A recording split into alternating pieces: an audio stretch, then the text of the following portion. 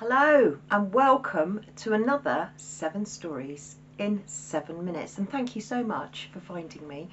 And like I say, we're growing really nicely, and I do provide all the links to all of the stories in the description beneath.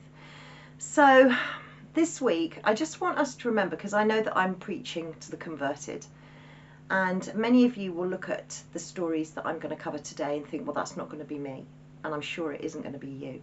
But I want you to bear in mind the people that it will affect. So with that in mind, let's start off with story 1, which is The Guardian, which are reporting that more than 60,000 patients in England are not getting their necessary radiotherapy.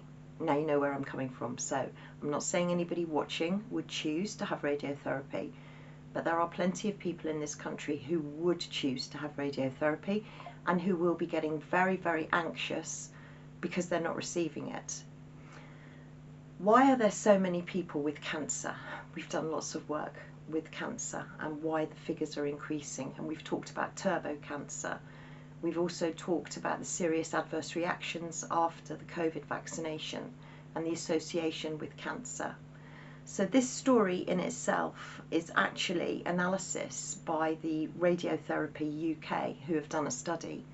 And they found out that not only are 60,000 cancer patients not getting the radiotherapy, but literally 53% of patients with cancer require radiotherapy. So there are a lot of worried people out there.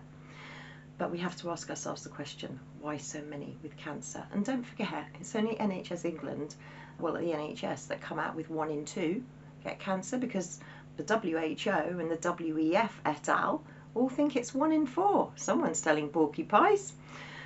And with that in mind, let's carry on the cancer subject, because story 2, rethinking cancer surgery. Are we removing the body's best weapon against tumours? How many times have you heard somebody saying that perhaps they've had breast cancer and they've had a mastectomy, and they've also had a clearance of the lymph nodes around so that to stop the spread of cancer?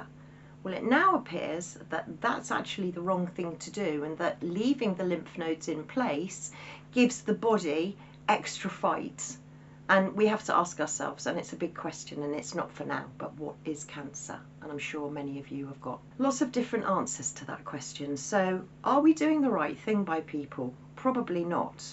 Which leads me on to story 3, because we've talked so much about skinny jabs, GLP-1s, and the dangers of skinny jabs, and the fact that you can just go and buy them over the counter for, I think it's about £300 a month. The prices have just gone up, right?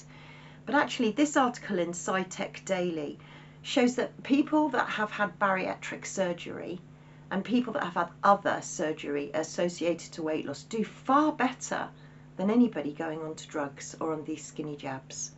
So please have a look at this study, because they're saying that over 10 years that patients that had surgery doing much better. They were monitoring their bodies more, monitoring their blood sugar. So before you say yes to the skinny jab, however desperate you are for treatment, please think again, and I'll be sticking to calorie counting. Story 4, Daily Express carrying this story, ultra-fast scan can boost dementia diagnosis rates. Right, so the average MRI normally takes 20 minutes. Now these ultra-fast ones are going to take 7 minutes, and they're also going to be predictive. So, you know, would you be likely to have dementia in 10, 20 years' time? Well, perhaps you would want to rely on an extra ultra-fast MRI. I can't think many of you watching would want to rely on that, because it worries me slightly. Number 1, predictive. No one can predict anything, not in my experience, only God. And number 2, reducing the time of the scan is because it's cost saving. It's not because it's in the patient's best interest. And we are looking at dementia and Alzheimer's as a very big agenda moving forward, more to come. Taking me on to story 5, because the police, as if they haven't got enough to do, because we know there's an awful lot of police on the streets, don't you see, with these protests? Hundreds, thousands. I even saw one protest where we had Northern Ireland police being sent across. And yet this story by the Daily Record is saying that police are inundated with 700 mental health related incidents a day. A day. We're living in the middle of a mental health pandemic, literally. We have children being guarded by police officers in A&E waiting for mental health referrals.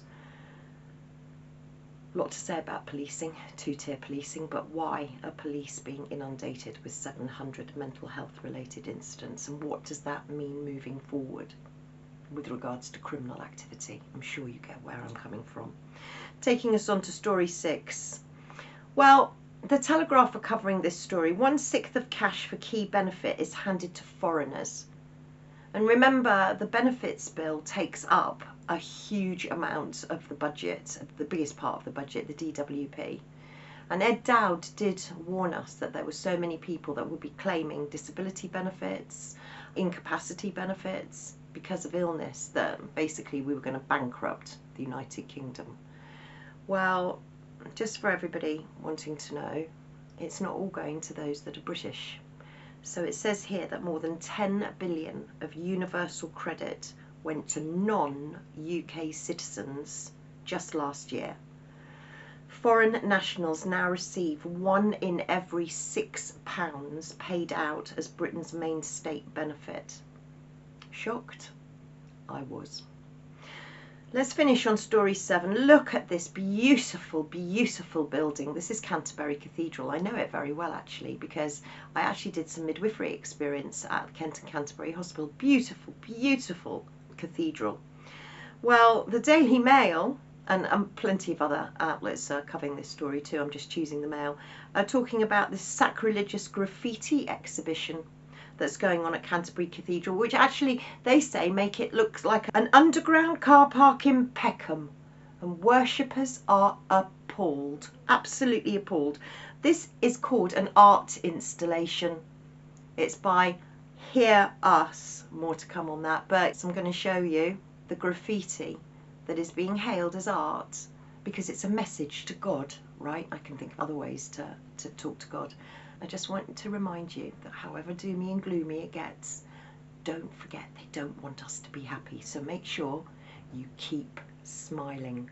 Thank you for watching. Thank you for listening. And if you like, please share.